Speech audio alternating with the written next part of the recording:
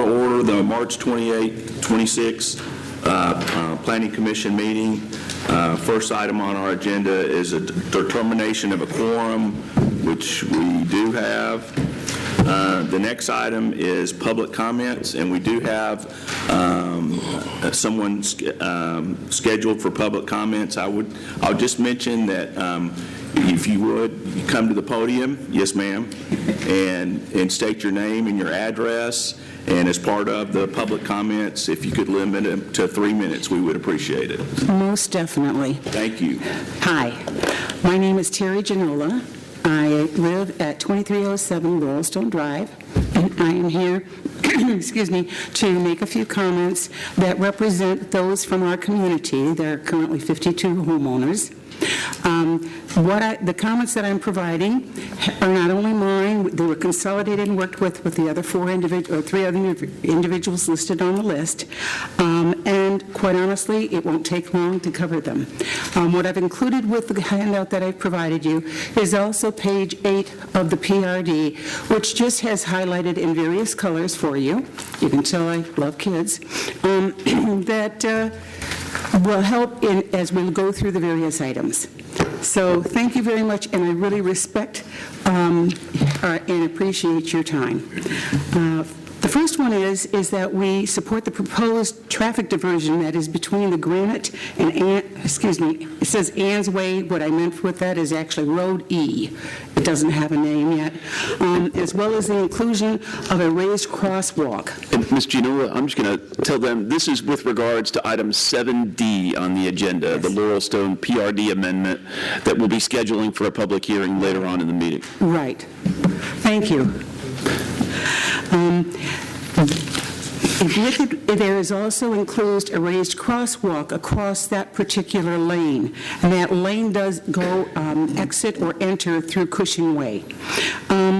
That we really appreciate as well, and we actually wish that we had something similar on Laurelstone Drive, because at the other end of this community, it leads directly into the new Watson Glens or Watkins Glen, and that is going to be a community of 75 residences that currently that's a quarter mile, and it has been used as such in terms of speed.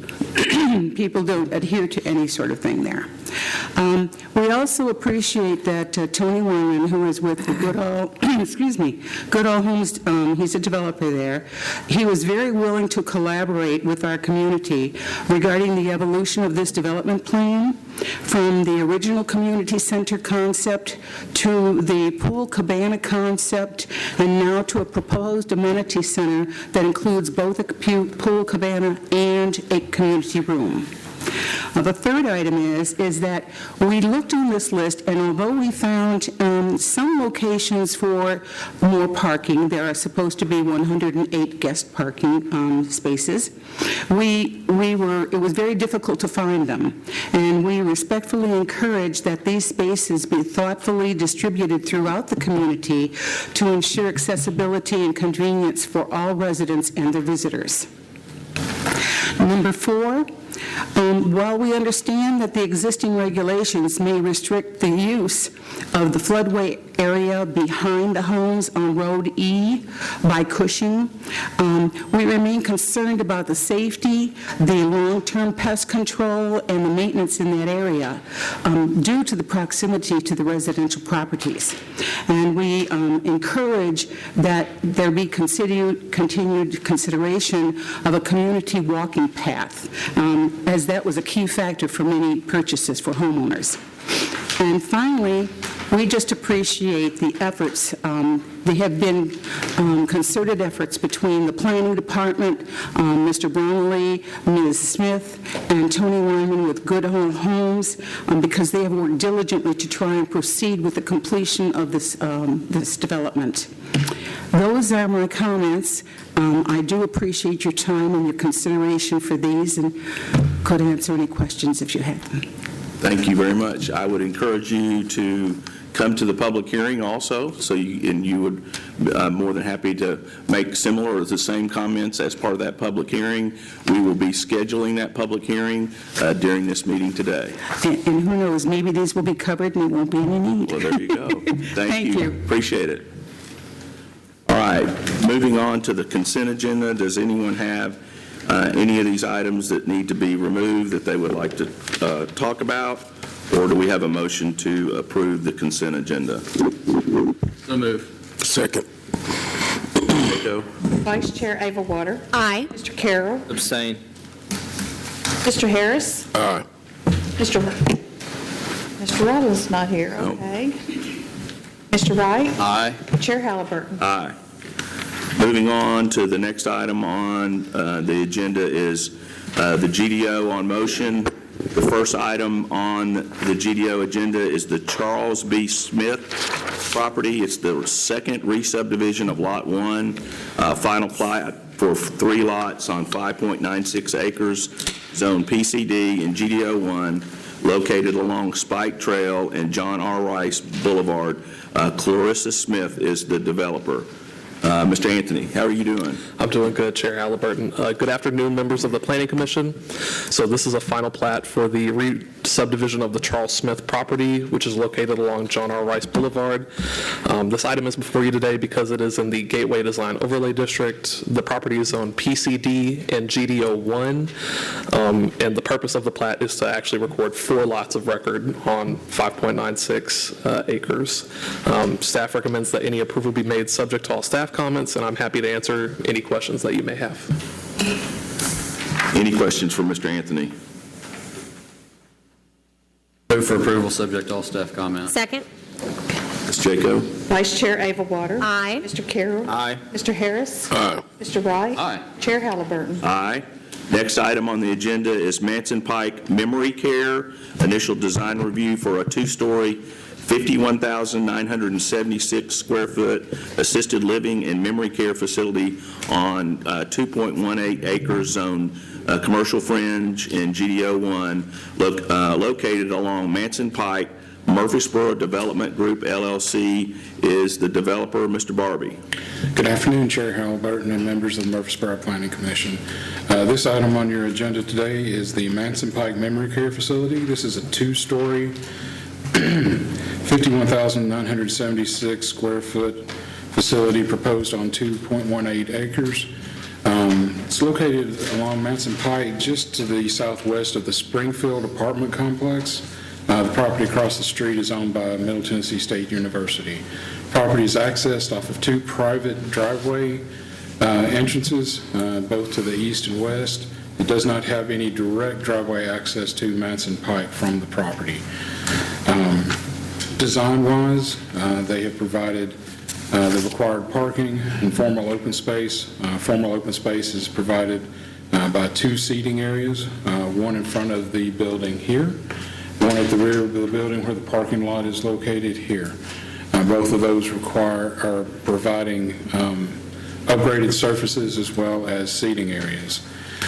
Building architecture, I think, is very consistent with the character of the area, with gabled roofs, shingle roof types, as well as providing the required base body and cap that's required by our Gateway Design Overlay and Design Guideline requirements.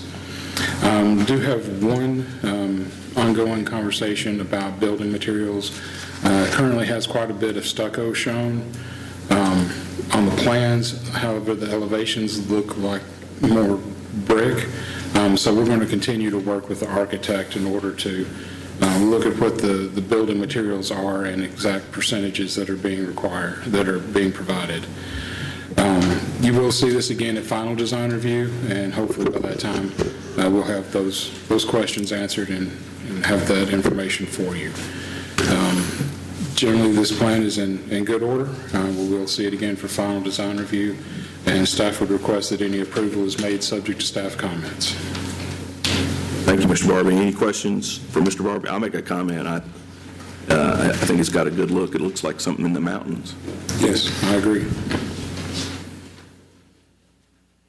Any other questions, comments, motions?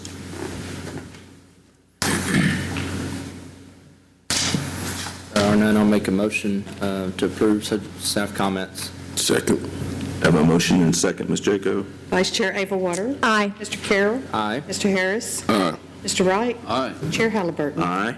The next item on the agenda is 243 Robert Rose Drive, initial design review for a two-story, 3,358 square foot office building on .67 acres, zone commercial highway in GDO 1, located along Robert Rose Drive. Joshua Hunter is the developer. Mr. Barbie. Good afternoon again. This project is located at 243 Robert Rose Drive. This is just to the northwest of the Home Depot, located roughly in this area here.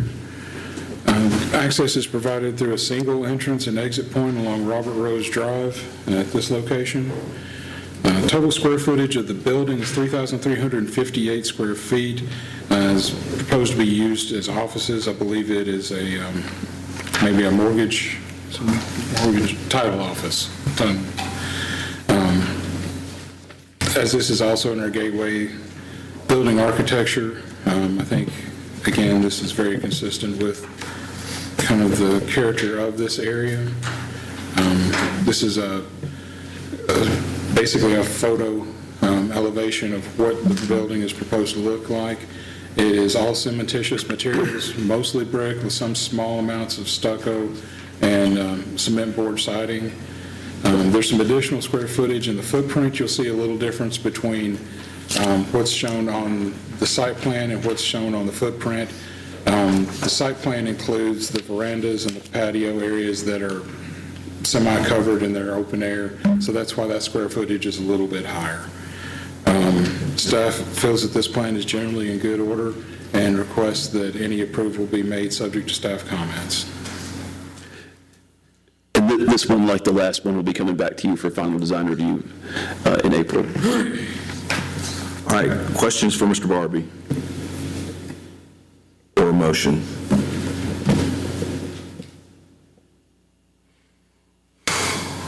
Motion to approve, subject to all staff comments. Second. Ms. Jaco? Vice Chair Ava Water. Aye. Mr. Carroll. Aye. Mr. Harris. Mr. Wright. Chair Halliburton. Aye. Next items on our agenda are plats and plans. The first one is Freddy's Frozen Custard and Steak Burgers, site plan for 2,731 square foot restaurant on .89 acres, zoned L1, located along BZ Road. EPRT Tennessee Properties LLC is the developer. Mr. Barbie. Yes, good afternoon again. As you stated, this is an application for a Freddy's Frozen Custard and Steak Burgers located along BZ Road. Access is provided from BZ Road through two driveway entrances. The site is also visible from Interstate 24, but as your access points are along BZ Road, the front of the building will face BZ. It does have an open-air patio here for seating, as well as your standard seating area inside the building with a drive-through. Utilities are located along the rear side of the building, and they are being screened with a screen wall. That's something a little unique that we're seeing with this. I think is a good touch. Standard landscaping requirements have been met. Building architecture is, as you see here, it is an all cementitious building with some light trim materials at the very top. It does provide the required base, body, and cap per design guidelines. This staff believes that this plan is generally in good order and requests that any approval is made subject to staff comments. Thank you, Mr. Barbie. Any questions for Mr. Barbie? Or a motion? Or discussion? Move for approval, subject to staff comments. Second. Ms. Jaco? Vice Chair Ava Water. Aye. Mr. Carroll. Aye. Mr. Harris. Mr. Wright. Aye. Chair Halliburton. Aye. And just a completely professional planning-related comment, Freddy's is delicious.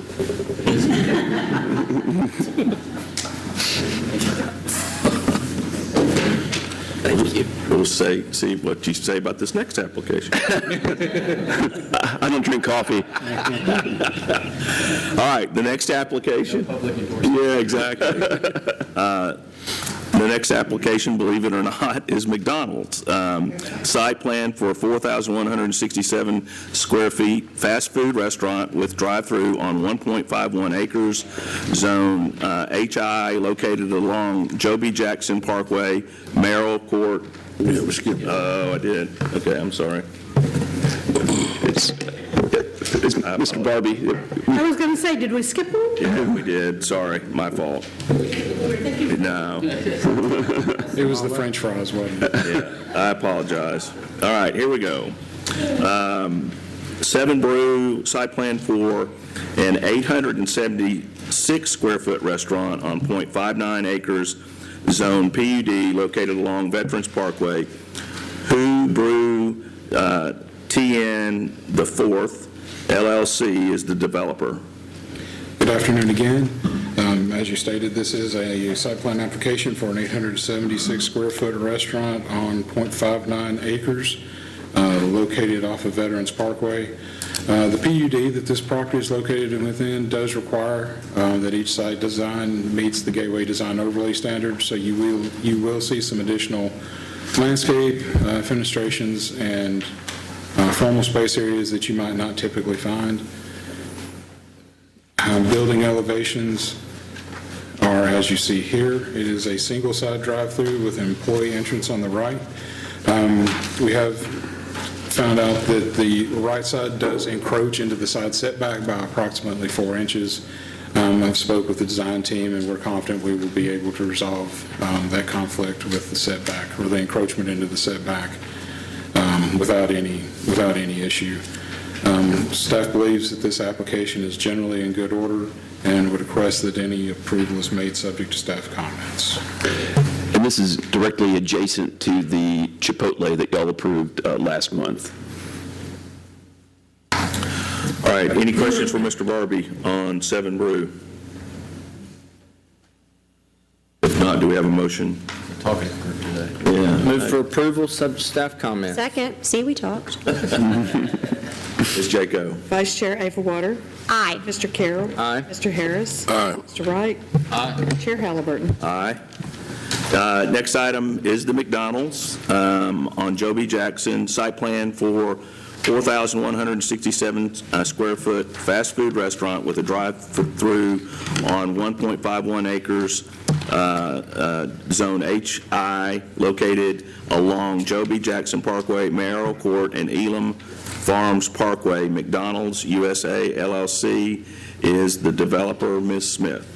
So continuing with the food theme, as you can see on the aerial above, Joe B. Jackson area at Elam Farms and Mayoral Court is the location for the Our Next McDonald's. It actually is fronted by 3 roadways. The Elam Farms Parkway portion actually is a signalized intersection, and the Mayoral Court one is anticipated in the future to be constrained to a right-in, right-out, but is not a part of the requirements with this particular project, but some of the traffic information that they did provide our streets and traffic division have weighed into some of those further decisions in the near future.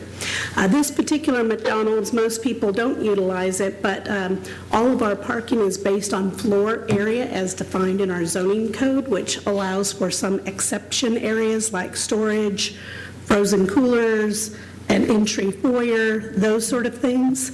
Because their site was so tightly constrained out on Joe B. Jackson, they actually have what they call a site distance triangle that they were trying to get out of up along these areas. And so they actually removed some parking that they originally had anticipated at this location to get out of some of those site clearance triangles, which impacted their parking by about 6 to 8 spaces. So they themselves said, hey, can we subtract for these other areas? I said, of course, it's in our zoning code. So in looking at those, they do meet the city minimum requirements, which would be based on 3,520 square feet of space which is only 36 spaces. And out of that, they are providing those 36, plus they have what's called a special parking spaces up in the front. So these are people that call in and that would come in and pick up their order. And then, of course, your handicap parking in these areas. And then all the rest of the parking on site is that 36 required spaces that they're allowed to have. In looking at the overall site, they do extend past our minimum of 20% or open space. They're at 29%. And then for formal open space, they're adding some colorized concrete, some decorative trash enclosure, trash containers, and a flag in their design. As you can see here from their design, it's predominantly brick, stone, and then these, I'll call it pop-out columnar features that gives the building some articulation on the sides. The portion that faces Joe B. Jackson is here to the north with an entryway on it. This is your westerly elevation, so if you're coming from the highway towards McDonald's, this is predominantly what you'll see going down that portion. And then the back side, the south elevation, and then the one that faces Elam Farms Parkway. In looking at all of those, they do meet the 43% cumulative void and glazing area for the project. And then last but not least, one of the things that is incorporated in the site design is this location right here. Staff, as we were looking at it, in order to have better opportunities to circulate the site and potentially get back to the signalized intersection, this will be a cross-access easement that will serve both the McDonald's property as well as potentially adjacent properties should basically people want to take a left and they won't be able to do so at this location. So the idea is it gets folks all the way back to a signalized intersection. So with that, the project is in good order. I believe the applicant may be here in the audience, may not be, but it's pretty straightforward and staff recommends approval. Thank you, Ms. Smith. Any questions for Ms. Smith? If not, do I hear a motion? So move. According to staff comments. Ms. Jaco? Vice Chair Averwater. Aye. Mr. Carroll. Aye. Mr. Harris. Aye. Mr. Wright. Aye. Chair Halliburton. Aye. The next item on the agenda is Joe B. Jackson Industrial Site Plan for 78,000 square feet industrial building on 7.19 acres zone, HI, located along Joe B. Jackson Parkway.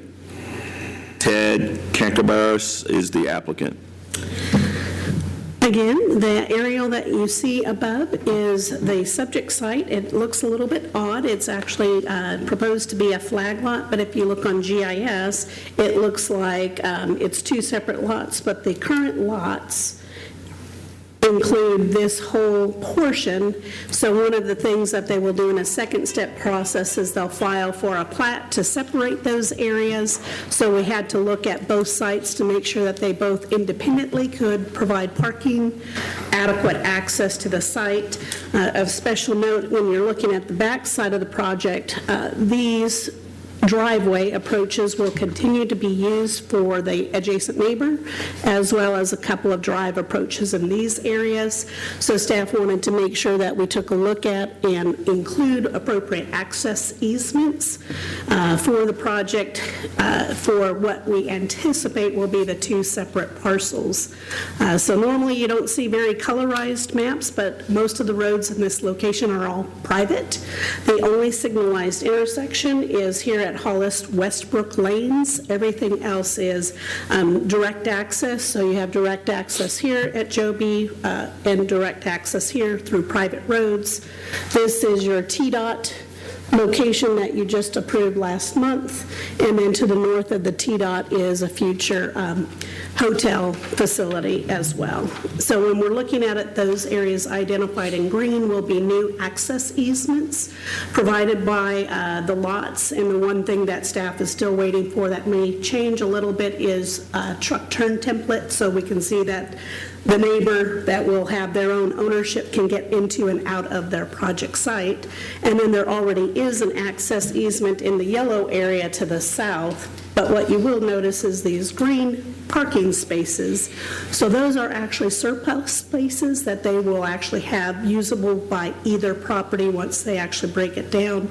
Those 26 spaces are not needed for either of the buildings as they're anticipated today. Each one will have their own parking utility, but should this building, which is a spec building, develop in a different way that requires more parking, the idea is they'll have access to these parking spaces and a better utilization between the two properties.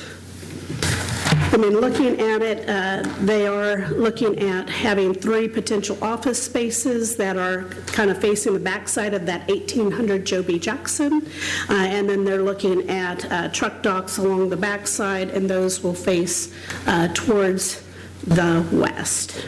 It's basically tilt-up concrete construction with, again, those office spaces having increased glazing and detailing on the buildings themselves when you're looking at those sides. And then what staff has asked for is a little bit more enhancement on one of the sides, and that would be along this side. So orientation, if you actually rotate this to the right, this is in the corner, and there's actually parking spaces along this side and parking spaces along this side.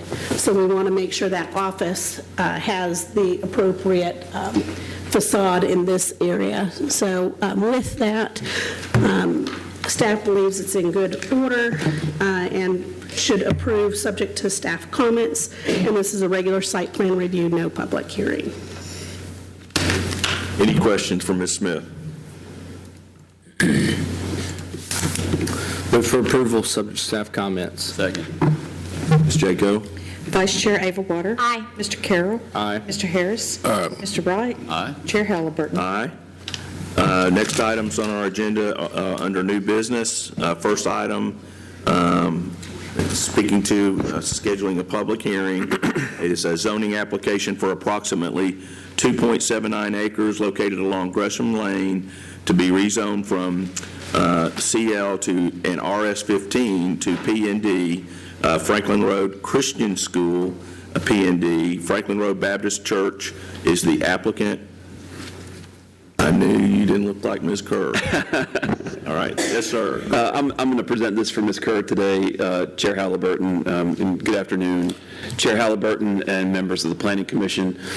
Our first item under new business today is for 2 of the parcels that are on the Franklin Road Baptist Church / Franklin Road Christian School campus that are in the city limits. The bulk of the school and church campus is in the unincorporated county, but their soccer field is located in the city limits. And so I'm going to zoom in a little bit so you can see it a little bit better.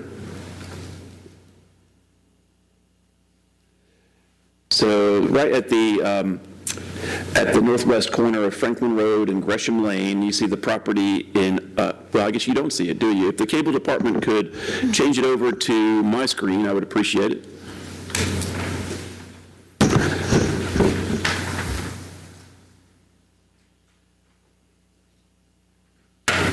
You want to switch?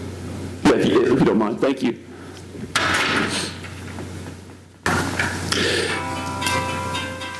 Got some good holding music.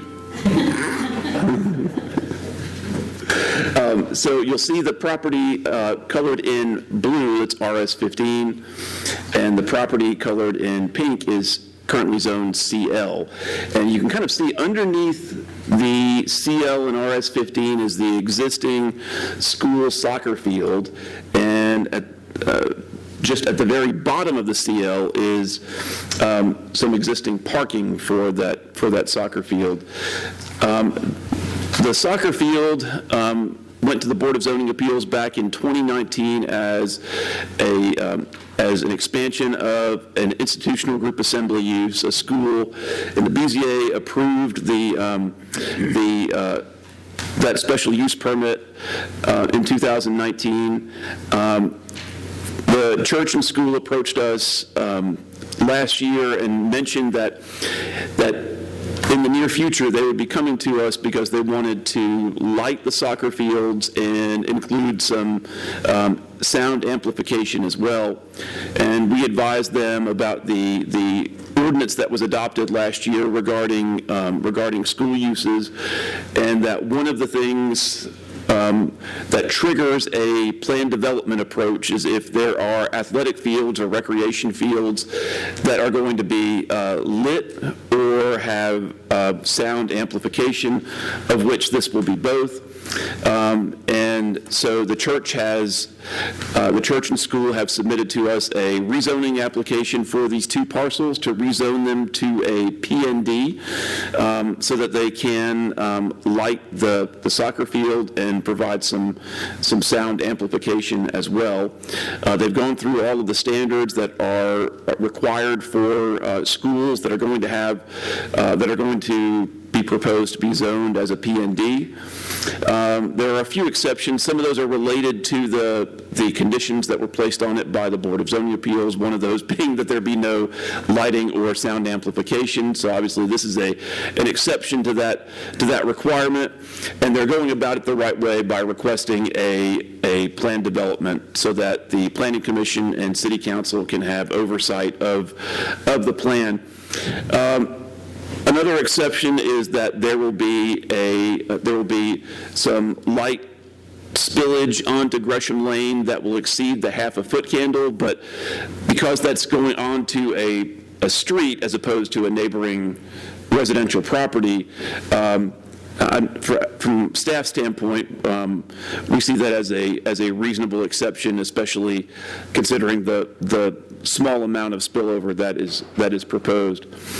And so everything that is on the west side of Gresham Lane, north of Franklin Road, and south of Almer Knott Road is part of the church campus. So there are no non-church owned parcels on the west side of Gresham Lane in between Franklin Road and Almer Knott Drive. So all the property that is directly adjacent to this property is owned by the church. And I believe the house directly to the north of the soccer field is actually used as housing for church members or maybe some of the school teachers who teach there at the school. And directly across the Gresham Lane from the subject property is a commercial highway zone parcel that has I think it's a BP or a MAPCO and a Little Caesars. So that kind of gives you a snapshot of what's out there. We need to schedule this for a public hearing, and we are recommending a public hearing date of April the 8th.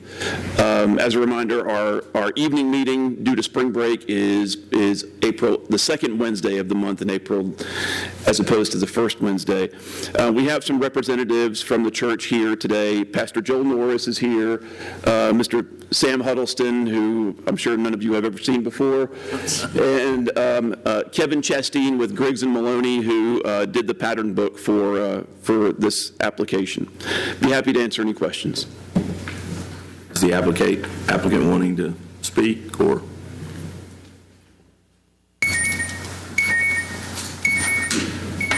Good afternoon, Chairman Halliburton and members of the Planning Commission. My name is Joel Norris. I'm the senior pastor there at Franklin Road Baptist Church, and I want to thank you just for giving us an opportunity to present this to you. With the growth of our school and the extension of our Church Little League program, obviously having a little bit more space to fulfill capacity needs and extended time with the lighting has become necessary, and so that is why we're asking for this change in our zoning. Our project manager, Sam Huddleston, that as you already know, you probably recognize him, and so if you have any questions, you can direct those to him. And it is recommended, I believe, for April the 8th, which I will not be available for, but if you can get him back into church as soon as possible on that Wednesday night for our Wednesday in the Word, we would greatly appreciate it. But thank you for your time. Thank you, Mr. Norris. All right. Anything else from your end, Mr. Blomley? No, sir. All right. Any questions for the applicant or Mr. Blomley? Or discussion or a motion? Move to set the public hearing for April the 8th. Second. Ms. Jaco? Vice Chair Averwater. Aye. Mr. Carroll. Aye. Mr. Harris. Aye. Mr. Wright. Aye. Chair Halliburton. Aye. The next item on the agenda is a zoning application for approximately 167.42 acres located along Northwest Broad Street to be rezoned from CH and GDO to PUD at Clarius Park with no GDO. Clarius Partners LLC is the applicant. Mr. Barbie. Good afternoon again, Chair Halliburton and members of the Murfreesboro Planning Commission. This next application before you today is for rezoning along Northwest Broad Street. The applicant is requesting to rezone approximately 167.42 acres from its current commercial highway and gateway design overlay 1 to PUD. Planned Unit District, which is titled the Clarius Partners PUD. See if I can get down to the correct page.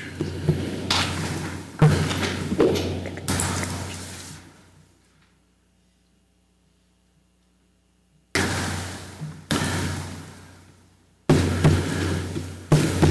little better context of where this is at.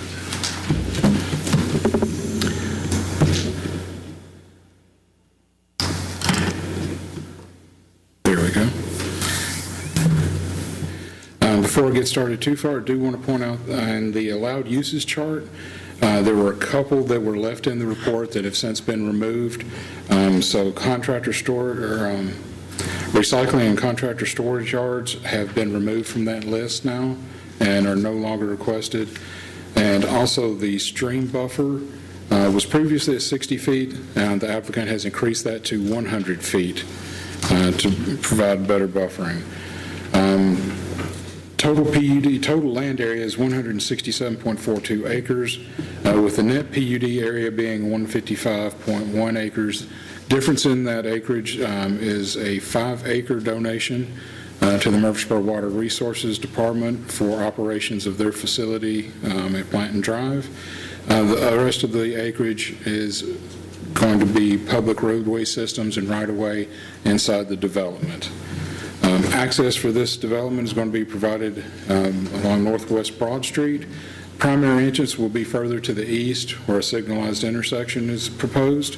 There will be another entrance to the west of that along the west side of the property.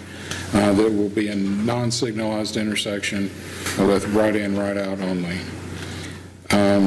Parking is provided on site through 1,708 parking spaces. An additional 553 loading area spaces are provided as well.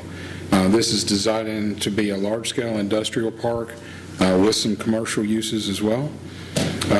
Total of 2.1 million square feet of warehouse space is included with this, and a total of 7 buildings.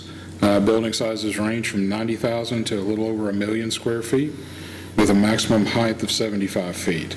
Open space requirements are being met, and this is proposed to be constructed in 2 phases. Surrounding area is mostly vacant land to the east and west. There's some industrial property to the south across Northwest Broad Street. There's a rock quarry in that area. There's also some single-family dwellings in that area as well. To the north, you can see in this map, it's zoned RS15. There are 2 large estate-style lot subdivisions in that area. Let's see. While this is not currently consistent with our future land use map, there's a local area study currently underway, the Cherry Lane/Stones Battle Parkway study area, which will more than likely show a future amendment of this area to industrial designation. This neighborhood meeting was held for this development on February 24th of this year, had approximately 17 people in attendance. Key concerns were drainage, traffic, noise impacts, building orientation, and potential data center use and power demand. I will say the applicant has already reoriented one of the buildings to help address concerns, as well as removing data centers as potential uses in this development. We'll need to have any discussion on this matter, and you will need to schedule this for a public hearing. Staff recommends April 8th of this year for the public hearing. And I'm available if you have any questions. Mr. Taylor, do you have a presentation today? Okay. So I've got two questions, and Matt, you might can help me with this. So if somebody's coming off, if a 18-wheeler's coming off 840 heading towards Murfreesboro, and they're going to take a left-hand turn into this place, I mean, so they're going to have to merge onto 41, get in the left-hand lane. So what kind of distance are we talking about from once you get off 840 to making a left-hand turn? Yes, sir. I think it was in the neighborhood of about half a mile. Okay. Off of 840. And that easternmost access, we have proposed that to be a signalized intersection, and we'll be installing left turn lanes into the site as well as right turn lanes if you're coming from Murfreesboro property. Okay. And then the only other one that, on the uses that I had any concern with, it was a sawmill. I think that we can look at that one. I think that'd be fairly specific. Usually, I mean, even if it's inside, there's going to be a lot of operations outside with the sawmill. Okay. Yeah, we can look at that and Okay. see what the client had in mind, see if they've got an example of something a little different. So. Okay. Those are the only questions I had. Anybody else have questions for the applicant or Mr. Barbie? You said there's going to be a middle turning lane? Yes, sir. Okay.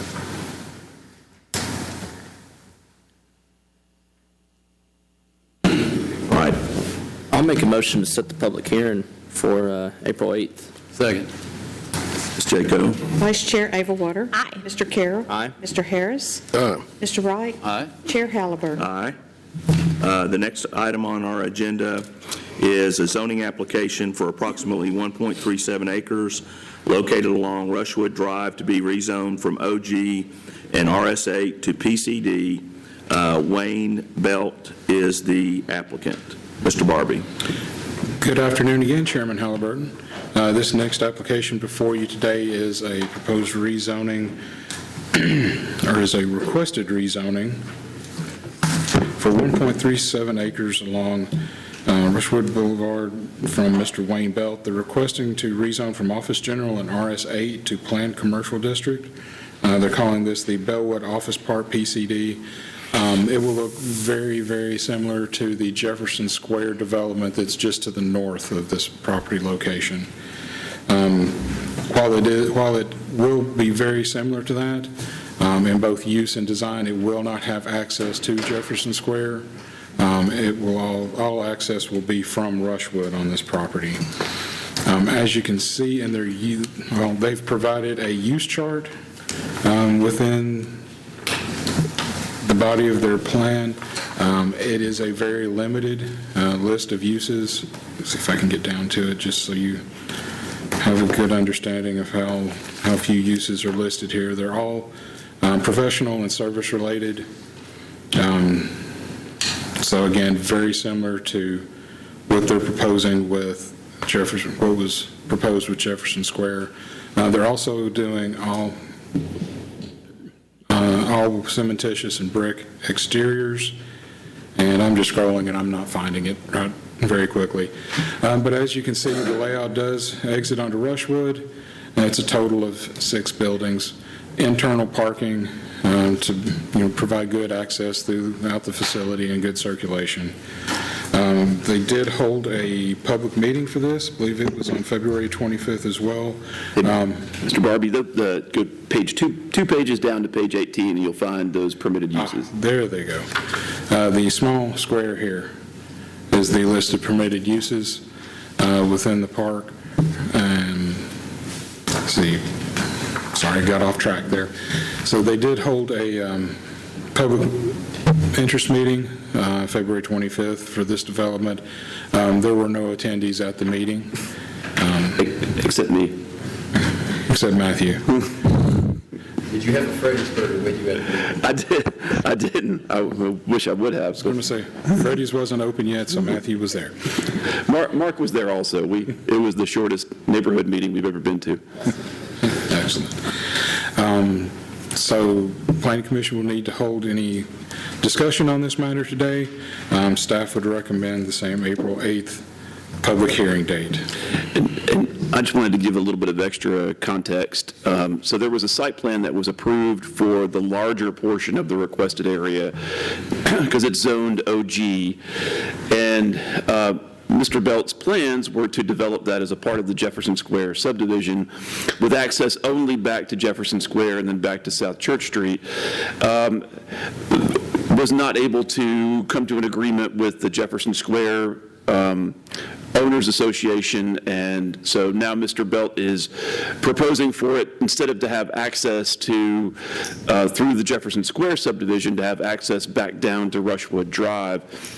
And because that portion of the property where it's going to get its access to Rushwood Drive is currently zoned residential, and because we're introducing some non-residential traffic to Rushwood Drive, we recommended to Mr. Belt and Mr. Huddleston that they make application to rezone as a planned development. Since the context of the development was a little bit different with it having access back down to the south to Rushwood Drive, and they obliged and moved forward with the planned development. All right, thank you, Mr. Blomley. Any questions for Mr. Barbie or the applicant? And if not, do we have a motion for a public hearing? Move to set the public hearing for April the 8th. Second. Ms. Jaco? Vice Chair Avelwater. Aye. Mr. Carroll. Aye. Mr. Harris. Aye. Mr. Wright. Aye. Chair Halliburton. Aye. The next item on our agenda is a zoning application to amend the existing PRD zoning for approximately 37.87 acres located along Las Casas Pike. Laurelstone PRD. Clayton Properties is the applicant. Ms. Smith. Good afternoon again. This particular item, going to give just a high-level overview with ultimately a next public hearing, but you did hear from one of the neighbors earlier in the afternoon, sorry. The current PRD for this area is this entirety of the area. However, the portion here that's already existing with duplexes and townhomes is not being changed from the original PRD. So really the blue area you see here, and then there is one small alley section that was built with that original project that is going to be a regular street, so that has been pulled in, but they do have some alley-loaded product in their current subdivision, so staff did include the current program book for your context for the property. Currently, the project is approved, as you see here. All the pink areas reflect the duplexes that have already been built along this section, and then this section of townhomes that have been already constructed as well. And they're looking at actually reducing their total unit count by 2. So they're looking at going from 186 units down to 184 units in 3 phases. The prior project had this Phase 1A area. That's the area that was completed. They're changing the phase lines a little bit, which will basically allow kind of this area here to be constructed before the bridge is constructed over Bushman Creek is put into play, so that'll allow them to get a couple of lots initially. But when you look at those single-family detached homes, what they originally had anticipated is these would be fronting Las Casas Pike. These ones would be facing Old Pitts Road, kind of in these modest homes on the south on 41-foot wide lots, and having rear access alleys for their circulation. So the new project site has been modified to remove any further cottages or the duplexes or the townhomes and do all single-family detached due to market conditions being changed. So everything that's kind of shown in that light yellow are 41-foot wide single-family lots, which is what's currently approved in the current PRD, and then the 52-foot single-family lots to the opposite side of the creek. As was mentioned earlier, the original actually had this street connecting through this section, which, as staff was working with them, we were trying to look at traffic calming measures for the subdivision so that the current residents wouldn't experience as much, so they removed that connection point that was previously there. The other one that was discussed a little bit is Laurelstone in its current configuration is a public road, and so the subdivision to the north, this is the main access point that they have going into that subdivision that was approved a couple of years back, and that's what she was specifically talking about. The one thing that was put in the staff report, but we just let the applicant know of recently, is originally they had included a walking trail that basically came like this into the project site. As we were going through our various plans, we actually have a greenways, blueways, bikeways plan that was done and updated last year that anticipates Bushman Creek to have a greenway project in the long term that would actually continue to the north. So we're starting to work with our Parks and Rec division to figure out how that walking trail can be reincorporated into the site, that it would provide some near-term amenities for folks, but then feed into the city's longer vision of that larger greenway system for the project area. Again, when we're looking at the streetway system, there's only one alley shown here that will remain in place, shown in the yellow. Everything else will become a 50-foot public right-of-way, and that will allow for basically a very large green strip. Instead of your 2-foot, they'll have, I think I see 5 or 8. I can't see how tiny the lines are. But here and here provides a little bit more, but with the same 24-foot wide roadways within the subdivision. Amenities, as was mentioned earlier again, they did have several amenities included in their prior version, which did not include a pool. This one actually includes the pool.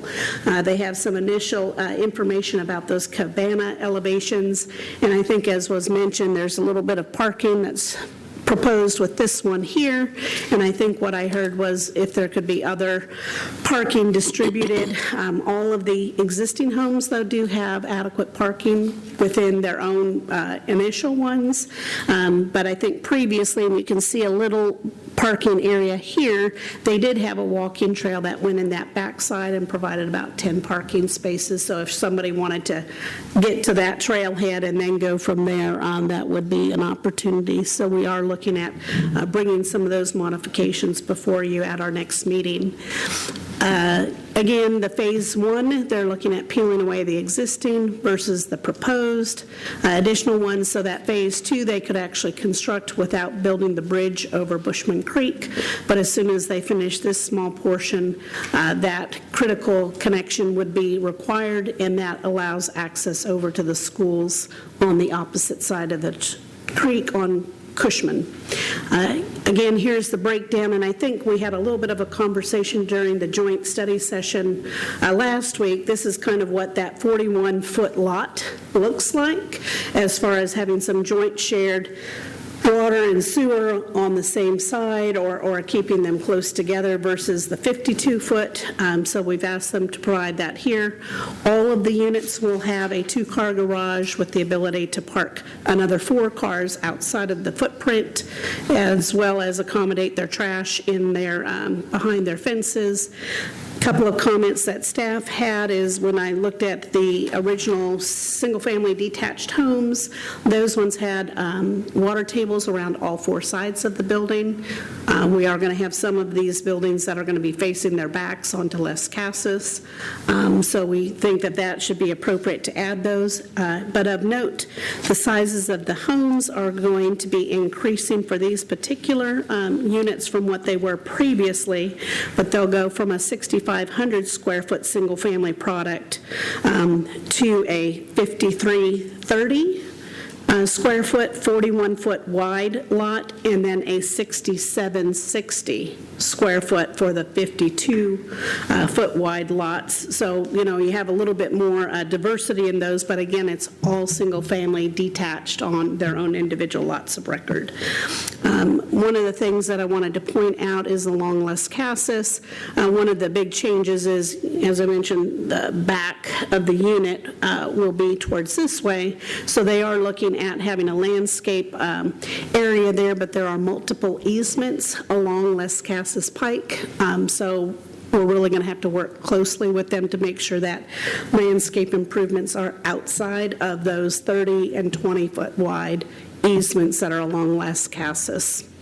And then Las Casas is in our major thoroughfare plan to be increased at a later point in time, and there is existing right-of-way that already exists along that property line.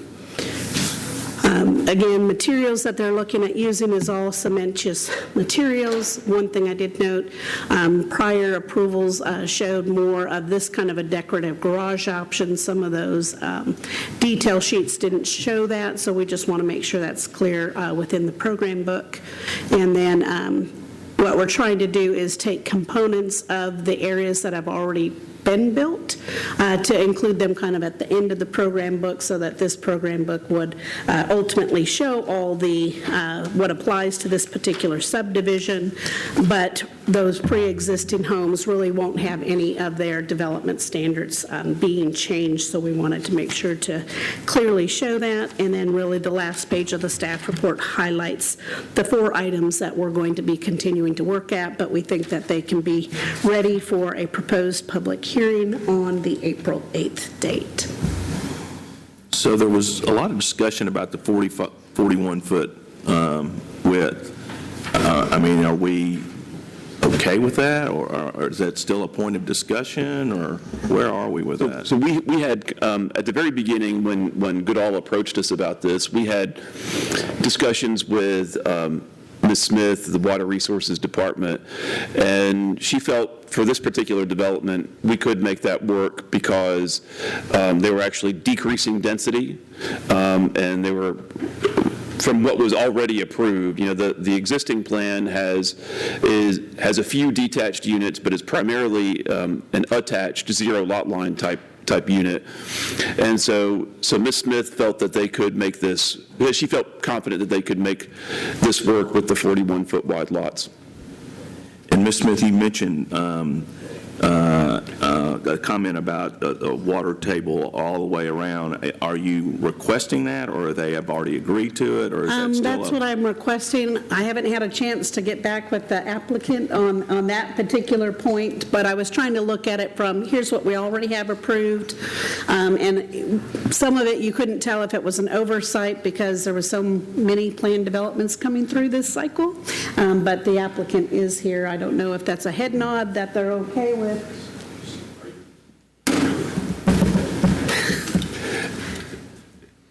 And they've sat on the 2 representatives have sat on opposite ends of the council chambers to make it hard on Ms. Smith. Hey there, I'm Troy Gardner, landscape architect for this project. Yes, we're working with Goodall and their architectural team to see what the options are for providing the water table. Okay. Yeah. And just a footnote relative to parking. I know that was one of the items that the speaker brought up. The existing product, the existing attached product, only has, I think, 20-foot front setbacks and 20-foot setbacks along the alley for the driveways. So those units, in general, would only accommodate 2 parking spaces in the driveway, whereas the 35-foot setback of the proposed detached units will actually accommodate 4 parking spaces in the driveway. So while I know that there's a desire for additional guest parking areas, and they're providing some, this lot style will be able to accommodate more parking spaces on each individual lot. All right. Any questions, comments for the applicant or Ms. Smith? If not, do we have a motion to set a public hearing? I make a motion that we approve and set the public hearing for April the 8th. Second. Ms. Jacob? Vice Chair Overwater. Aye. Mr. Carroll. Aye. Mr. Harris. Aye. Mr. Wright. Aye. Chair Halliburton. Aye. The next item on our agenda is a zoning application for approximately .39 acres located along Monroe Street and East Castle Street to be rezoned from RD and CCO to PRD.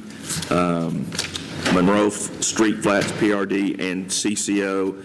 David Criswell is the applicant. Ms. Smith. And I did want to mention, when I was talking about the lot widths and I mentioned Ms. Smith, I was actually referring to Ms. Valerie Smith as opposed to Ms. Holly Smith. So, sorry to confuse.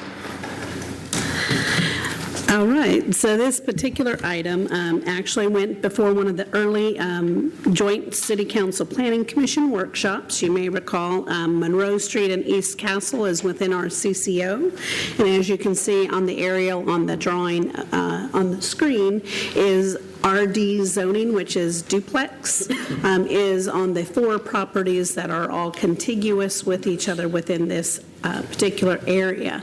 When we were looking at this particular land use, it's actually in our future land use as suburban residential, which normally would only allow a 1 to 4 unit in density, but you'll also notice it's directly adjacent to MH, which is our mixed form housing district.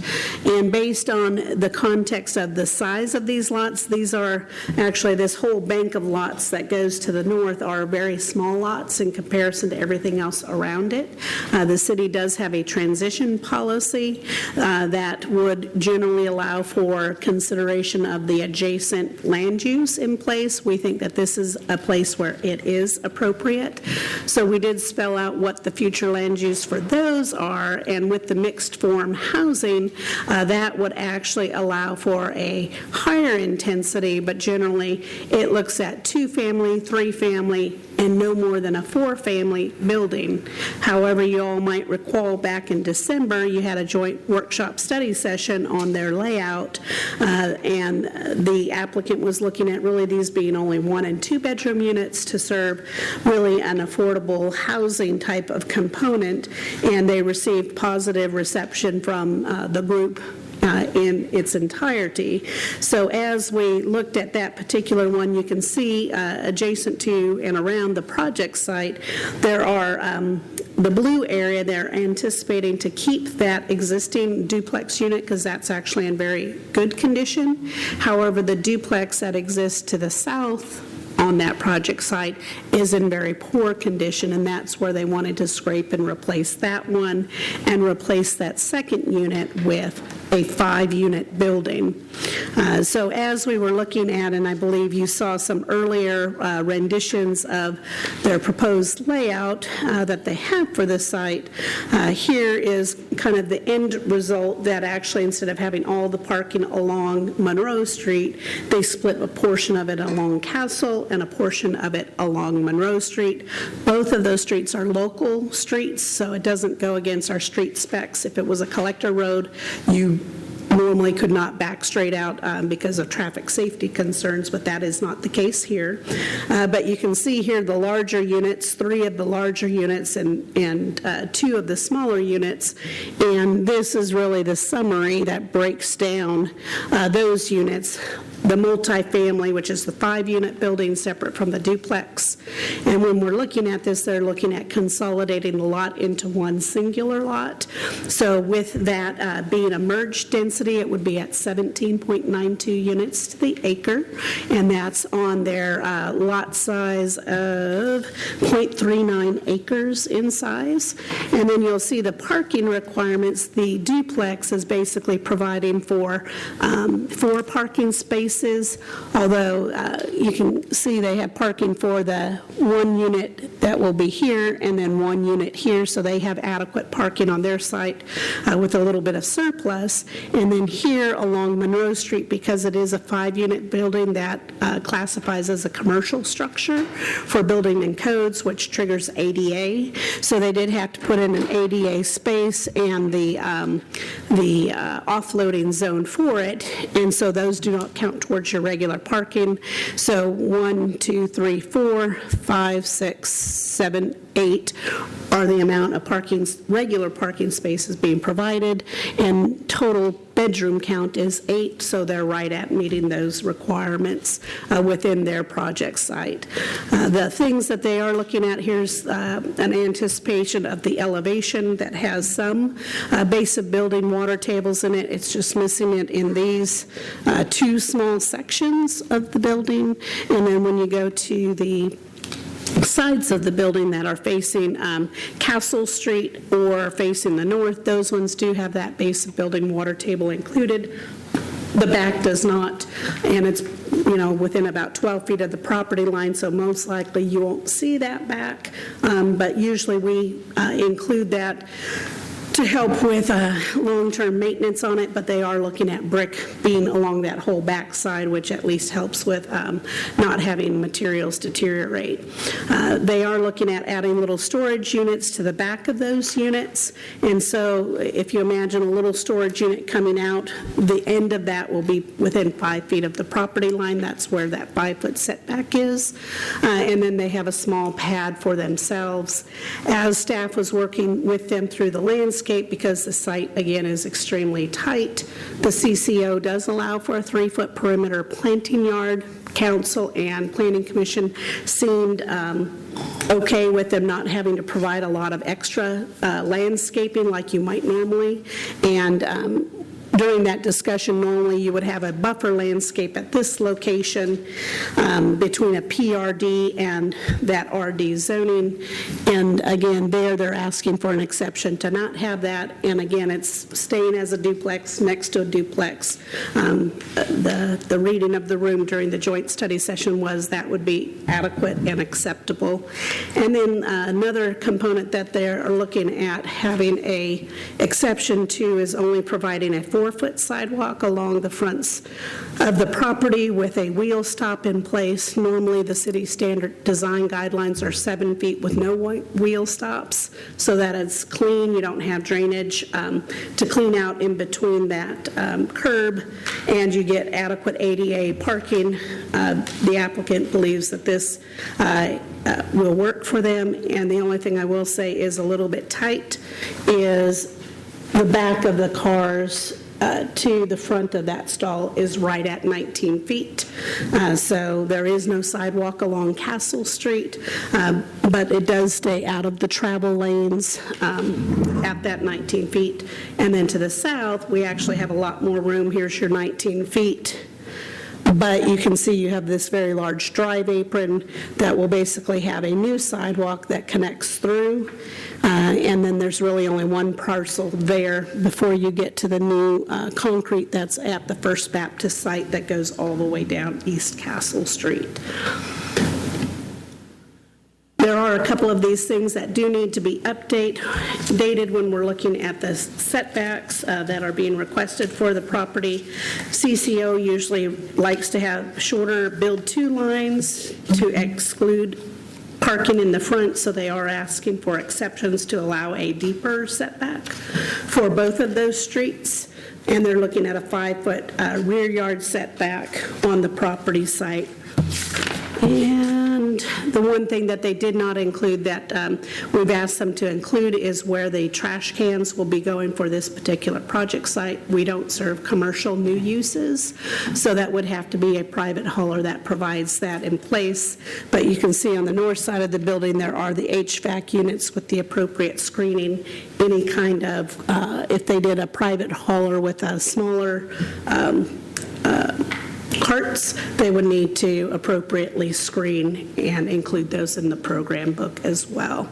As staff looked at it, they did list 6 exceptions, but as staff was working through the project book, we think there's 2 more exceptions, which we just talked about, allowing those deeper setback lines.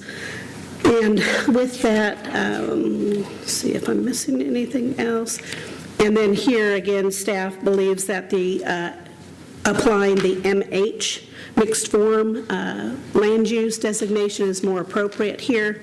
We wanted to confirm that with you all, and then also that they would be asking for one additional unit over what that future land use designation would normally allow for, and set the public hearing for April 8th. Thank you, Ms. Smith. Any questions, or she had a couple of items at the very end. Is the Planning Commission okay with those items, just so the applicant knows, maybe prior to the public hearing?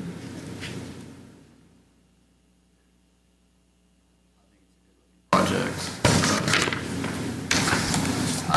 We can discuss the couple items just as a group and see what we think. You want to do that now, or do you want to do that at the public We hearing? can just do it at the public hearing. Okay. Ms. Smith, you said that you can't put sidewalks on Monroe due to the parking stall length, right? Well, on Monroe Street, there's also no adjacent sidewalks. The only reason, and you can kind of see it from this site, that we're requiring this sidewalk here is First Baptist just put in all-new sidewalk here. So the idea ends up being is that this leaves a very small gap project between their property and adjacent to get them closer to downtown on actual sidewalks. But Monroe Street is and a lot of the streets in our CCO are considered substandard roadways. A lot of them don't have sidewalk, curb, and gutter. Right. And, over time, we try to fill in some of those gap projects along key streets that are usually collector roads. But these streets are, if you've driven down them, they are very tiny. And I think our public infrastructure department thought it would be a bigger priority to have the sidewalks on Castle as opposed to Monroe.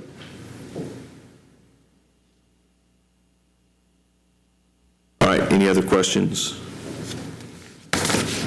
or comments or motions? Did we even, this was it, we did this at Joint Conceptual, right? Yep. Did we talk about, I think this was one of the Joint Conceptual that I missed, did we talk about the parking being in the front of the Joint Conceptual? Yes. And the consensus, you guys were fine with it? To me, it's just an extreme deviation, but I don't mind it. Is it adequately parked? Right at it. It's 8 for 8. And, one of the things that the applicant brought up is, he has many properties that are similarly situated, and in most of those cases, he usually only has one-car parkers. So with it being a smaller unit, they're obviously a little bit less expensive than everything else, and what he's at least seen is mostly very few people have a 2-car. And actually, in the CCO, the standard is actually 1 for a 1-bedroom, 2 for a 2-bedroom. And every place else in town, it's 1.5 for a 1-bedroom, and then 2.2, 3.3 as you go up. So it has a little bit more because those context areas, usually there's more cars per household versus the CCO tends to have lower levels. The applicant has a very similar building located on Lytle, just to the east of Central. And I think it's 4 or 5 units, very similar. I'm not sure if those are all 1-bedroom units, but probably either all 1-bedroom or a combination of 1- and 2-bedroom. Very similar with the parking out in the front. Probably the best example that I can think of something similar to what he's proposing here. Okay. All right, motion to set the public hearing for April 8th. Second. Ms. Jaco? Vice Chair Averwater. Aye. Mr. Carroll. Aye. Mr. Harris. Aye. Mr. Wright. Aye. Chair Halliburton. Aye. Next item on the agenda is an annexation petition and plan of services for approximately 17.48 acres located along Halls Hill Pike. Real Estate Solution Group, LLC, is the applicant. Ms. Smith. Good afternoon again. This particular item is another one of our items that has gone before the joint study session way back in October, because this particular area, as well as several areas around town, are within what we call our FSA area, Future Study Area for our land use. And this particular one is down Halls Hill. You may recall the discussion was Hall Hills is one of the very few streets that is fully built out to meet all of the city standards. They have a center turn lane. This goes, I don't know, a mile and a half towards the exterior. It has curb gutter sidewalk on both sides of the street as well as sewer. So part of the discussion was, hey, yeah, I think this site makes sense. It's close enough and contiguous with existing properties in and around this area, but we also want to look at the larger Halls Hill Pike, and the general plan talks about doing a special area study. But the council at that time didn't want to slow down this particular project site that was close enough and that we could feel pretty adequate that we can meet the sewer requirements, that they should be able to kind of continue to go forth, work on their plan of services. We would individually assess the availability of those sewer services as part of the annexation. And that particular project had an idea of going in as a PRD. From a land use, though, standpoint, in order to have the proper assessment, we have to assign a future land use designation.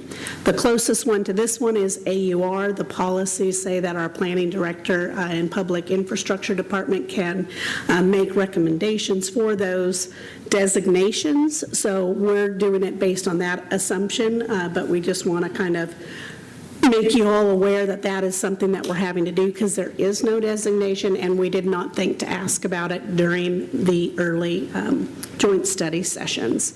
So with this particular one, that's the direction that we're trying to flow with, and because it does involve a full annexation, we are looking at a May 6th public hearing date for this particular item, and utilizing an AUR assumption as we're sending out all of the required paperwork to get our plan of services. Thank you, Ms. Smith. Any questions on this one? Or a motion to set a public hearing for May the 6th? Move for approval to set the public hearing for May 6th. Second. Third. Vice Chair Overwater. Aye. Mr. Carroll. Aye. Mr. Harris. Aye. Mr. Wright. Aye. Chair Halliburton. Aye. The next item on our agenda is a zoning application for approximately 17.48 acres located along Halls Hill Pike to be zone PRD, Bryson Farms PRD, simultaneous with annexation. Land Solutions LLC is the applicant. Ms. Smith. So again, this is the companion to the annexation we just spoke of.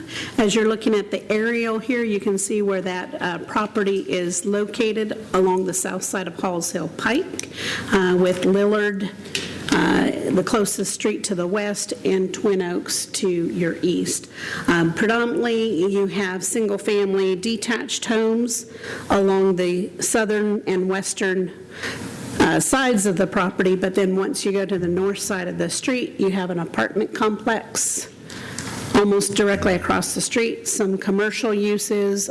These are designated commercial fringe towards this section, and then you have some of these townhome type divisions, and then some PRDs on the opposite side of the road within this particular project area. As I mentioned earlier, there was a concept plan that was provided to the joint study session on this particular project, which is generally shown in this picture that includes townhomes kind of to the front of the project site, one access on Halls Hill Pike, potential future access to the south as we are looking at those couple of parcels to the south in that small area study, and then a stub to this portion of the side, which again is part of that future service area that we want to make sure if those do come into the city that there is some adequate connectivity between the roadways.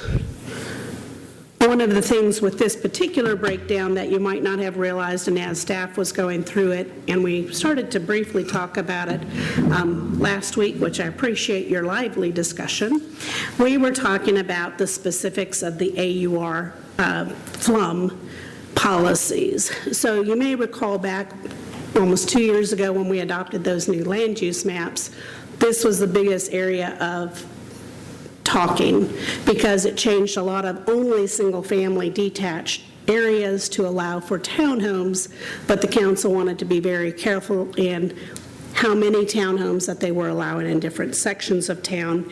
And there's really, as we were looking at this, there's really two major components to that policy. One is that 20% of the maximum developable acreage be dedicated or designated as attached residential units. In this particular case, they're at 19%, so they're good meeting that particular criteria.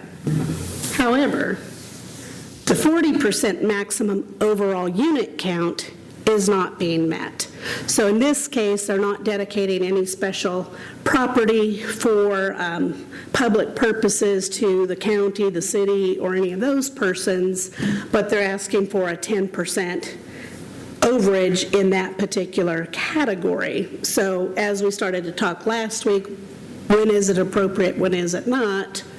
This is something that we didn't want the applicant to have to redraft what you already saw kind of in that joint study session, because we don't know if everybody's good with it or not good with it, but we wanted to bring that forward during this discussion so that when we put out all of the announcements for what's in the project site, is this something that seems appropriate or does not seem appropriate.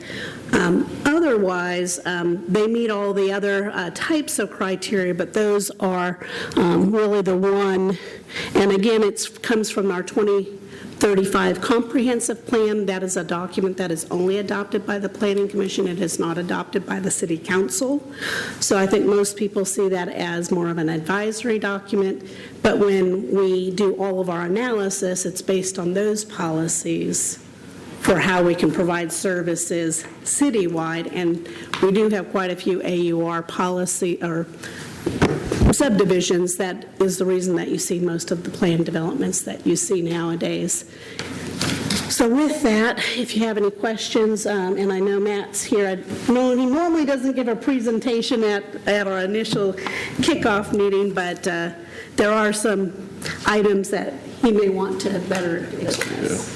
Thank you, Holly. Planning Commission, Matt Taylor of SEC. I've got my client, Mr. Lynn Ely of Land Solutions, with me as well. I really just want to address the mix.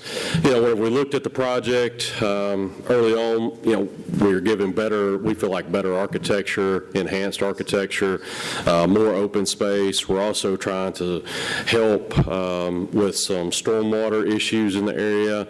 And then when you look at the development patterns just in the area, you know, across the street, there's an entirely townhouse project, there's multifamily. So we felt like the 50-50 mix, especially with how we're turning these faces out toward the streets and toward the open space, creating a good quality development. We feel like those things should be taken into effect as well, not just a donation of open space, but the quality of the project as well. So, and as Mr. Smith said, it's consistent. It's almost identical to what we presented at council. The differences have been, you know, working with staff to provide a street stub to the south and a few other small changes like that. Any questions for Matt? No questions, Matt. Thank you. Any other discussion or comments, or do we want to move forward with setting a public hearing? Move to set the public hearing based on this. Second. Ms. Jacob? Vice Chair Ava Water. Aye. Mr. Carroll. Aye. Mr. Harris. Aye. Mr. Wright. Aye. Chair Halliburton. Aye. Next item on Thank our you, agenda Commissioner. is staff reports and other business. First item is a mandatory referral to consider the dedication of electric easements on city-owned property located along East Bell Street and Crossway Avenue. Middle Tennessee Electric is the applicant. Mr. Shackelford Royal, how are you doing? I'm good. Good afternoon, Chair Halliburton. As mentioned, in this mandatory referral, Planning Commission is being asked to consider the dedication of the electric easement for Middle Tennessee Electric for property along Ewing Boulevard, Crossway Avenue, and East Bell Street. The reason for this request is to upgrade the distribution equipment in the area to ensure that MTE can deliver a high level of service in the area. A new easement is needed for the guy wires as well as proposed electric infrastructure. I'm going to scroll down so you can see it in the exhibit, but staff does recommend approval subject to the conditions that MTE will be responsible for including but not limited to exhibits, legal descriptions, and formally dedicating the proposed easement, as well as payment and the recording fee. And you can see it in this exhibit here. Also open to answering any other questions if staff has any. Any questions? Move for approval, subject to staff comments. Second. Ms. Jaco? Vice Chair Averwater. Aye. Mr. Carroll. Aye. Mr. Harris. Aye. Mr. Wright. Aye. Chair Halliburton. Aye. Next item is a mandatory referral to consider the abandonment of a public utility and drainage easement on property located along Memorial Boulevard and Haynes Haven Lane. Adams Place LLC is the applicant. Mr. Shackelford Royal. Good afternoon again.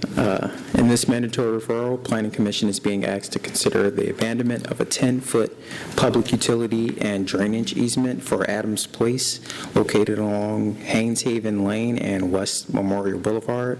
The subject property is developed with Adams Place Independent Living Assistant Facility. The area with the easement is located in the open space within the development, so not along Haynes Haven, a little towards the back. The easement in question was platted with Haynes Haven Section 1 subdivision plat at the rear of lots 1 through 6. Subsequently, those lots were acquired by Adams Place and incorporated into its property.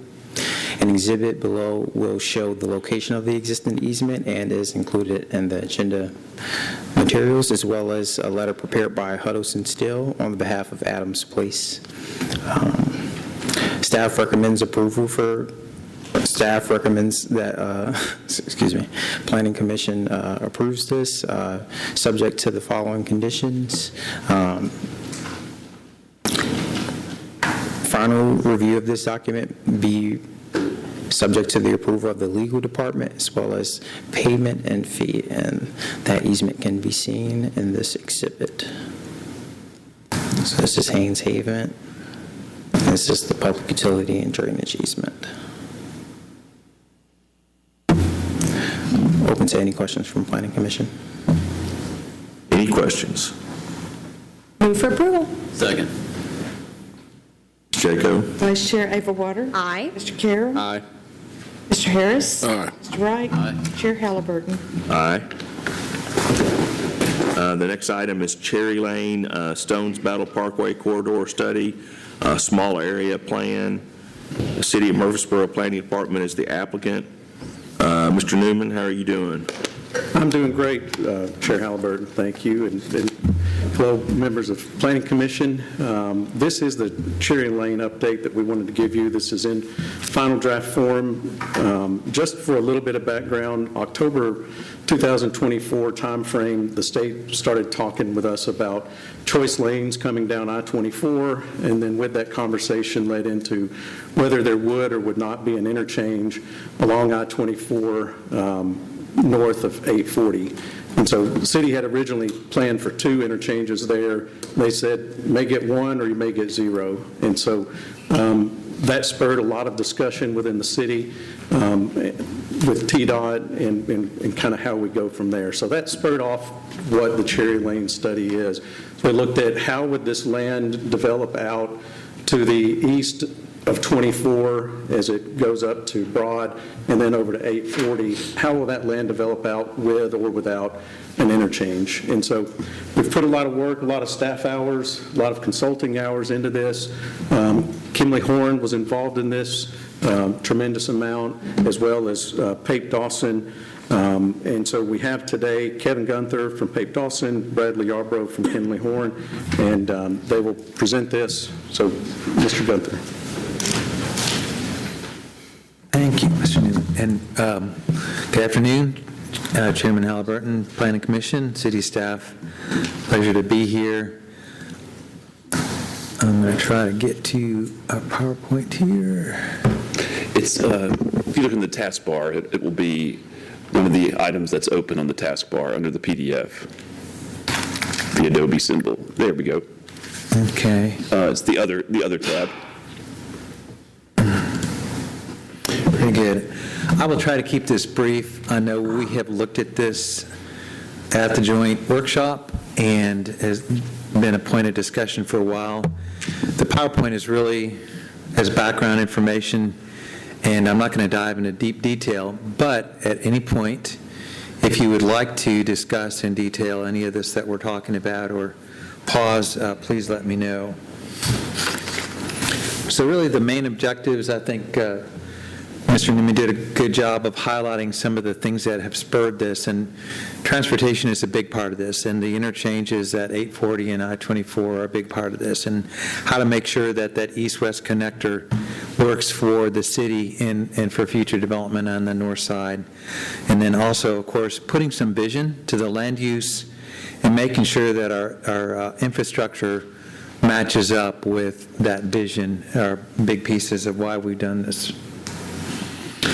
So really the process was looking at the overall route, making sure that that was done with some consideration that included things like the interchanges, the floodplain, there's some railroad crossings, some key intersections. And once that route was established, the primary route was established, we looked at how the land use is shaped around that, and then in addition to that, how does the infrastructure, water, sewer, electric, and other utility networks, how does that inform our decisions? So all those things have fed into this plan and kind of shaped together. So here again, these are just maps that kind of highlight some of those things that we've looked at, like the floodplain, utility infrastructure, slope. And really, at the end of this, you know, the transportation informs the land use, which also informs the utility infrastructure, and they work together. And I think, you know, some of the main considerations that have come from this really are a consolidation of some of the mixed use, commercial and employment generating land uses that were originally part of the future land use map. I'm going to show you the next slide, which kind of compares the two, the previously approved future land use map and where we're at now. That was really a broad brush. The employment generating brush was applied to this whole area. Now that we have all those other components that I've talked about, the transportation, the further discussion of utilities, where we want to focus these land uses, you see how that's really consolidated into what I call a corridor and a node type of development pattern. So we've really consolidated those uses, but put them at strategic locations.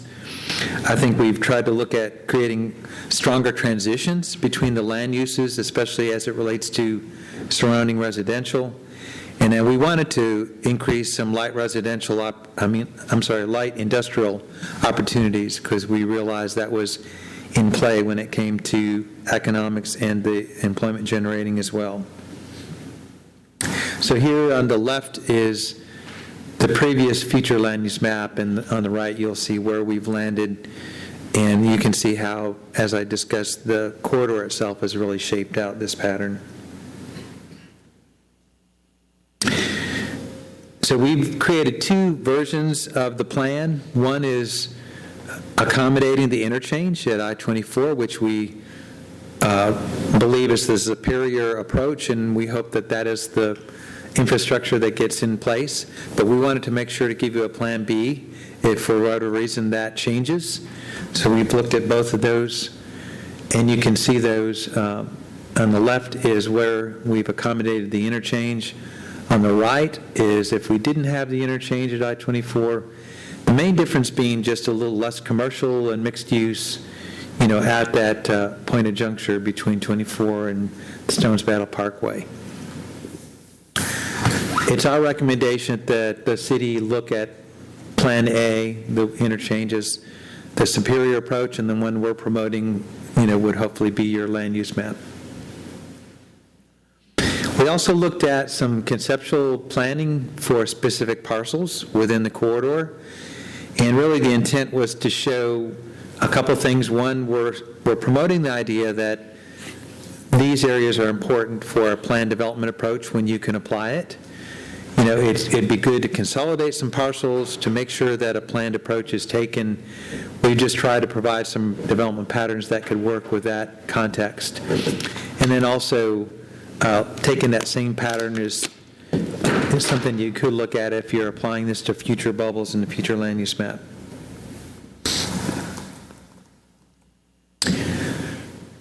So, once again, we really had two concepts we were looking at, and I think one thing that's been a key realization in the whole transportation network, we know this is going to generate a lot of trips. One of the positives of looking at these mixtures of uses within nodes is that actually reduces some of the overall trips between certain types of land use. So we think that's one of the reasons that these key nodes and places of density are actually advantageous. This is a map that just shows the entire primary corridor as it was established. And, we've done modeling for this. There's going to be an in-depth study that will be included in the plan that shows the different modeling results. We know that from the modeling, one of the key things that you, as a city, really need to consider is making sure that the intersections, the signalization, and the access control are all very important parts to retain as you look at individual site development pieces for this. We wanted to make sure that we were looking at what we thought was strong geometry for the entire corridor. And in a nutshell, when you go from the I-24 interchange to Florence Road, that will be a little higher volume with the 6-lane intersection that you see in the bottom of this diagram. That converts to a 4-lane section with a median in the center of the corridor. Part of that is due to the existing development patterns that are already in place and some limitations on right-of-way. We think it'll still work, especially if that secondary transportation network and the intersections that we've shown in the signalization is followed. And then by the time you get to the east side of the corridor, we go back to a 5-lane section where it would connect with the existing Cherry Lane. So a key for all of this is making sure that that right-of-way is established that matches up with these road geometries we're proposing. Once again, the placement of intersections, signalization, and driveways and access will be key. We've created a diagram to be inserted with the plan that kind of shows this, along with an actual map that dictates where we think signalization and key intersections would be of key consideration. This isn't a traffic study. This isn't a actual adoption of detailed designs for these intersections. It's just a suggested model. We're going to make sure that these considerations get integrated in your current major thoroughfare plan as that is being adopted. So in a nutshell, going forward, we want to adjust the future land use map. Once this is reviewed, adopted by Planning Commission, there will be, it won't be formally adopted at council. It would be acknowledged as a document that is for consideration as a visionary document. And then it would be important as each site comes in that you look at the transportation and the utility infrastructure to make sure it's kind of syncing up with this bigger vision.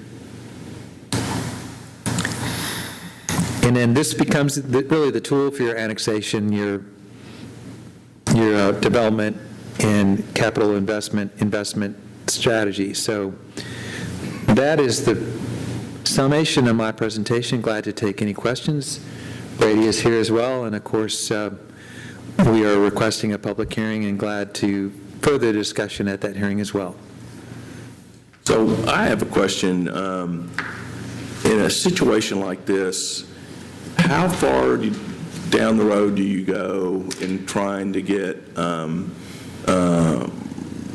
property that you need to build this road without knowing whether you're going to have a interchange there or not? Do you follow what I'm trying to say? I mean, is the city going to proceed with trying to get right-of-way during a time that they don't know whether or not there's going to be an interchange on 24? Or you're just kind of at, yeah, this is the plan, but we're on hold until we know we have whether there's going to be an interchange there or not. Right. So if I understand your question, Chairman Halliburton, it's related to that I-24 interchange. And we've got a Plan A and a Plan B. We're saying we hope Plan A happens. We think that is the superior plan as it relates to the land uses. I believe city staff will have some thoughts on this as well. So I'll just leave it at, we're suggesting that is the approach the city wants to promote, certainly, and try to pursue that. And I think you might want to add to that conversation as well, Mr. Gore.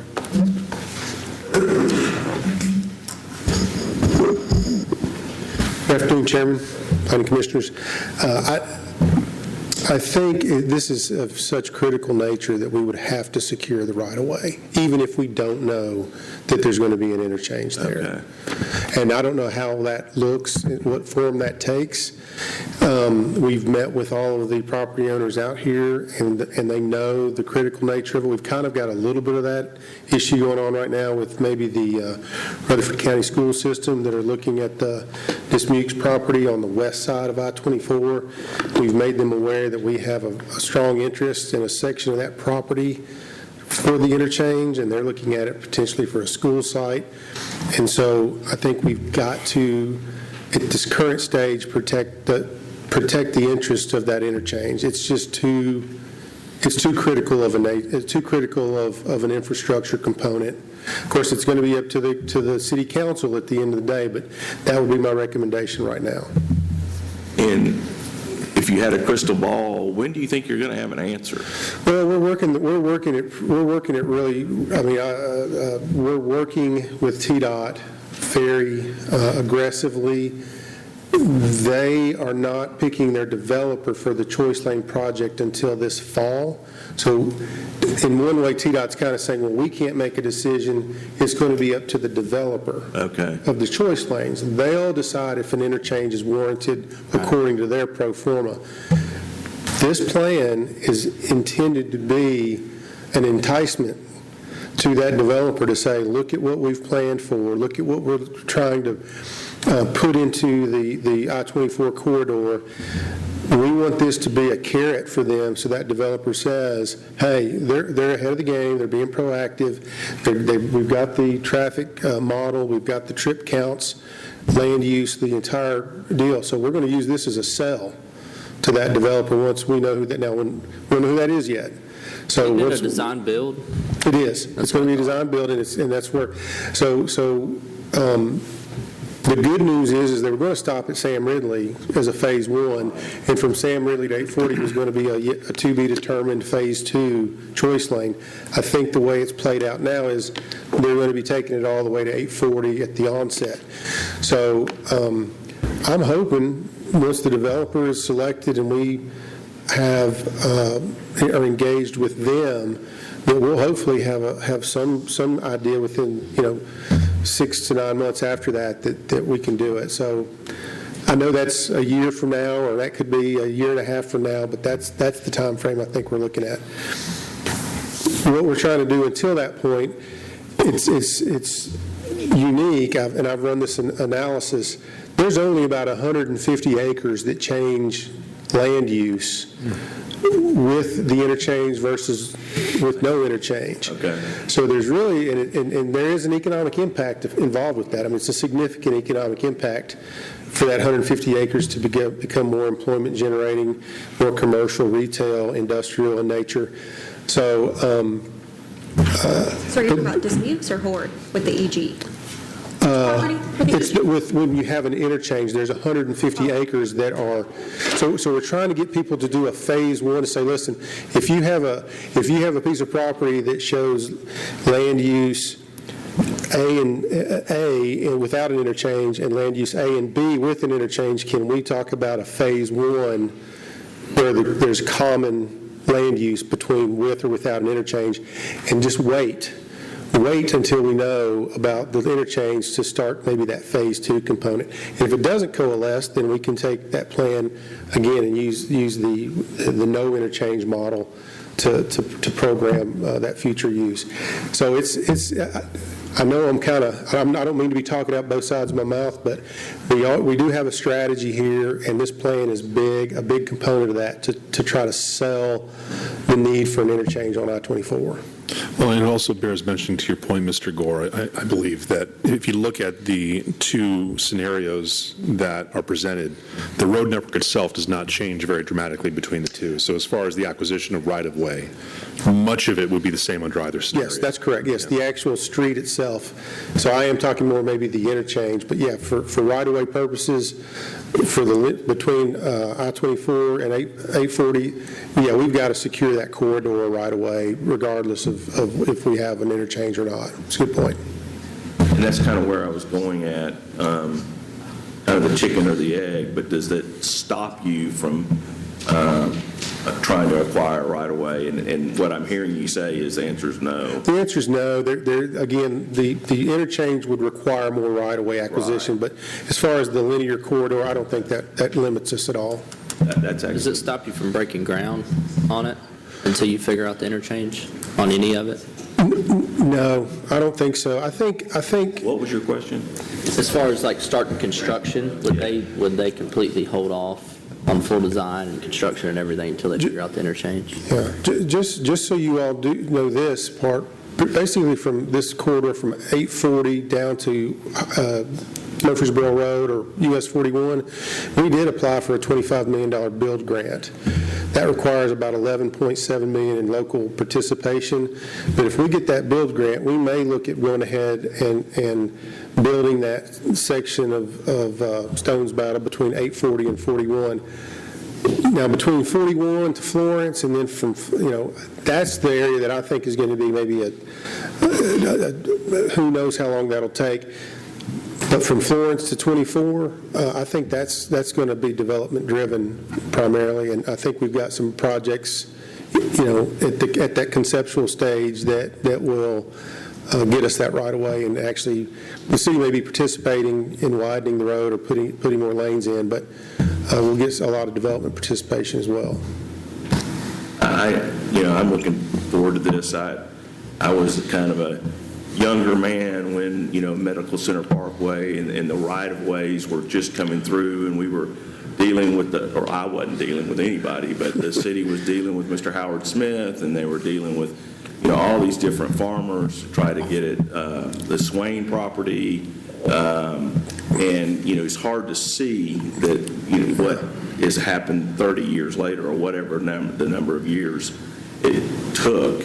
And that's what I'm not saying this is going to be Medical Center Parkway, but all I'm saying is it does take a while to develop but, you know, I'd like to see it in my lifetime. Yeah. Well, in the late 90s, early 2000s, I was a consulting engineer at the time, and I was doing a lot of the design for the infrastructure out there, so I got to go ride those when they were greenfield farms, and then to see what it is today it's transformative for sure. And I think we really want to take the lessons learned that we had on Gateway and apply them to Stones Mountain on Cherry Lane. Now, I think you will see Cherry Lane within your lifetime, because between 840 and Memorial, and talking with Chris Griffith, we'd like to see that built and connected by 2029. Between 840 and 24, we'll see. If we get that build grant, I mean, these are pretty shovel-ready. I mean, we're ready to go on a lot of these projects, though. And I think TDOT's been very favorable to us in providing us funding. Right. So, we'll see. Thank you. Yes. Okay. Anyone else want to ask questions besides me? No, I'm just kidding. Any other questions, or are we ready to set a public hearing?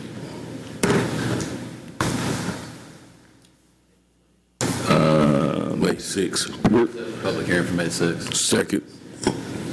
Ms. Jaco? Vice Chair Averwater. Aye. Mr. Carroll. Aye. Mr. Harris. Aye. Mr. Wright. Aye. Chair Halliburton. Aye. And that one, just as an explanation, state law requires for comprehensive plans or general plans a 30-day notice. That's why we had to bump that one to May. By the look of the agenda, you need to go to May anyway. All right, Mr. Newman, you have comments? Yes, just for the next agenda item for my report. Ready for that? Yes, sir. All right. So just a general report on some of the projects that we're working on. We have the design guideline update that we brought back for joint conceptual workshop. We listened to some of the comments on that, and we've made some adjustments. We have one more meeting that we plan to take the stakeholders back to. I think we're extending our contract a little bit further out with Pape Dawson on that, so we can finish that up, and then we'll have something to bring back for presentation to this group. On the Thrivance contract, Thrivance came in, did an assessment of the planning department. It's been very productive, very good. We are extending that contract. We're asking to extend that contract as well. Actually, that was just approved last week. So we're moving forward with next steps with 3 of the workflows on that, looking at standard operating procedures, workflow analysis, workload analysis, time study, organizational structure, and role alignment. So those are some of the things that are coming through Thrivance, and we anticipate that we'll continue to extend or continue their contract to keep moving forward with the recommendations that they had for our department. So going well there. A little bit of staff update. Of course, we've had our project engineer open for quite some time. Remember, we had 2 project engineers depart.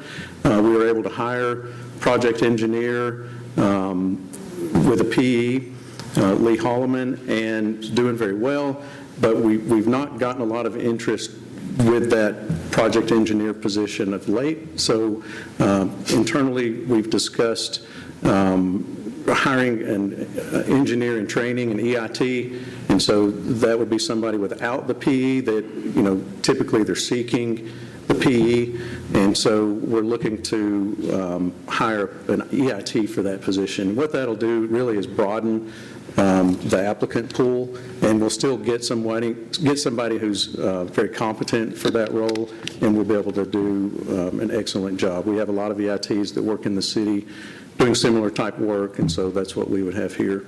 So I think we've already had applicants apply for that, and it had been months since we'd had an applicant apply for the engineer position, so it's already paid off, so looking forward to that. Principal planner position is open. We have had really good interviews with that. We still have a little bit more that we're tying up, and then we should have an offer out and hopefully something to report back to you next month with that position. We've also opened up an additional planner position, which we think will help with some of the recommendations that Thrivence has made. We also have a long-range planner position that is currently open too, that we just opened. So following Thrivence advice, we're moving forward with some of those already and getting some good applicants in on those. So appreciate your time. That concludes my update. Thank you, Mr. Newman. Any other business be brought before? Here we go. Sorry, I would be remiss if I didn't bring up the 40-foot wide lots. I would just ask that maybe I can't recall the development that was just approved with the 41-foot lots, but maybe we look at that as how many of those are, when that's constructed, how many of those were constructed properly? I mean, I'm talking maybe use this as a pilot test to say, did we hit exactly where all the utilities needed to hit outside of the 5 foot off the driveway, and make sure that it's been a while since I've gone out and done survey, so maybe we've gotten so accurate in survey and we can dig now to that precise point. And I know we're talking about plot plans, so there's going to be a higher level of accuracy there. But I would just say maybe we look and see, as that's built out, how many exceptions do the utilities need to make? Because I did meet with our public, we have a monthly construction and acquisition meeting, and CUD and MTE attend those. And so that topic came up. And the utilities are just very, very concerned because they live this every day where, hey, I needed 5 feet, but you get 3. Can you live with 3? And so I would just like to maybe, before we start approving a lot of 40-foot wide plans, can we do a little bit of a case study, if you will, on how well these things can precisely they can be built? Do you have any that's under construction right now that you could reference? Because, I mean, by the time Laurelstone's built out, I mean, it'll be next year. Well, no, I don't know. I know I don't want to hold up a lot of projects over this, but I'm just highly suspicious that these things can't be built to that level of precision. But I may be wrong. It's tough. It's going to be tough. I can guarantee you. I know. Even 50 foot. People say, 50 foot sounds like, you're going from 40 to 50, you're getting a huge, a lot of flexibility now. Well, even for 50 feet, it's tough, even at 50. Sure, you can add. As someone that reviews all the plot plans for the new builds, we could probably do a case study of some of our existing 45, 50-foot lots to kind of see that, if that's something that... Yeah, maybe, if there's a bunch of 50-foot lots, let's look at 45 and 50 and see how well they were built. We could go back and look at that. That's a great idea. Because Laurelstone had a bunch of those. That's good. 41-footers is what they were. Yeah. So... Well, and just as a preview for next month, we have another subdivision with 41-foot lots coming in. Oh, we do? Yeah. I mean, there may be a letter coming from our utility providers that are asking for a little more width than 40. Would it be worth having them here for that? Yeah, for our night meeting, like MTE and CUD, I mean, have them here to talk about it? Absolutely. That's a great idea, too. I think if we can go in and look at some of these that have been built at the 45 and 50-foot widths to see how well they fall in line with their plot plans, and give you guys a little, hey, all these were perfect, or maybe half of these had to have some type of variance, and then talk to the utilities. I think that would be a great idea. So I just wanted to bring it up. Sorry. All right, we're adjourned.